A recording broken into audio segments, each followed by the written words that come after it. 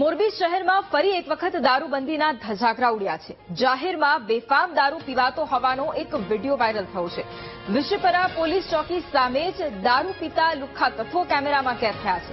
Girls સ્કૂલની બાજુમાં દારૂ પીતા પોલીસની કામગીરી સામે પણ હવે સવાલો ઉઠ્યા છે। શું પોલીસની હપ્તાખોરીને લીધે બુટલેગરો બેફામ થયા છે તે સૌથી મોટો સવાલ અત્યારે ઉભો થયો છે। મોરબીના આ દ્રશ્યો છે કે જ્યાં ફરી એક વખત દારૂબંધીના ધજાગરા ઉડ્યા છે અને જાહેરમાં બેફામ રીતે દારૂ પીવાતો હોય તેવો એક વિડીયો પણ અત્યારે ખૂબ વાયરલ થઈ રહ્યો છે। વિશેપરા પોલીસ ચોકી સામેનો જ આ વિડીયો છે જે અત્યારે વાયરલ થઈ રહ્યો છે કે જ્યાં આ લુખ્ખા તત્વો જાહેરમાં દારૂ ગટગટાવી રહ્યા છે। ગર્લ્સ સ્કૂલની બાજુમાં જ દારૂ પીવાઈ રહ્યો છે અને આજ મુદ્દે સંવાદદાતા ચતુર ફોન લાઈન પર છે। ચતુર, મોરબી શહેરમાં ફરી એક વખત દારૂબંધીના ધજાગરા ઉડ્યા છે અને જાહેરમાં બેફામ રીતે દારૂ પીવાઈ રહ્યો છે। વિડીયો એકચ્યુઅલી ક્યાંનો છે અને તેની સાથે અત્યારે પોલીસે શું કામગીરી કરી છે?